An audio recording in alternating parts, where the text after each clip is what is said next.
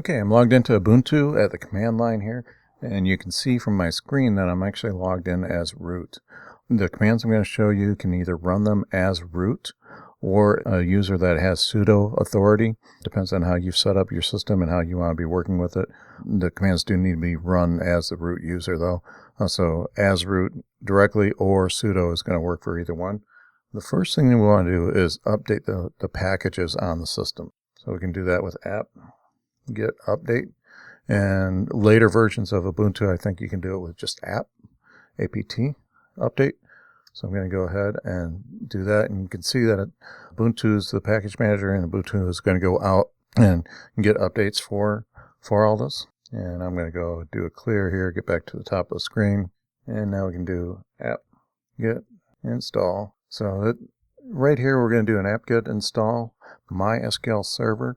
Now if there's a specific version that we want to do, we can include the version information here. I think 5.7 is the latest release at the time of recording. The latest version is going to be fine for us, so we really don't need to specify that version number unless you really want a specific version number. So I'm going to go ahead and hit enter there, and you can see that it's going out, and it's going to say, hey, we're going to take up another 243 meg of disk space. Like I said, MySQL is pretty lean, so I'm going to say yes. And now the Ubuntu installer is going to go out and download these from the internet and a variety of packages. I'm going to pause the video here while this installation completes and then pick it back up when we're done.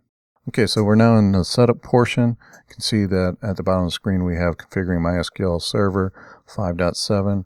It's not mandatory to set a root user. Being that this is development, I am going to leave it blank.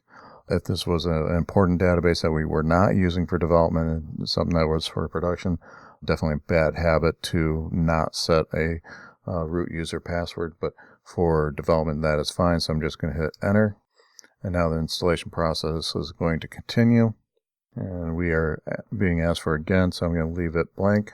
And now the installation script is going through and doing some final config, and we can see that this is all done. I'm going to clear the screen again. I'm just using the command clear. Now we can do service MySQL status, and we can see that it's coming back as stopped, and I can change that to start, and we can see that that is now up, and just hitting the up arrow I can bring back these commands. So I'm going to hit status again, and now we can see that MySQL is up and running. It's happy.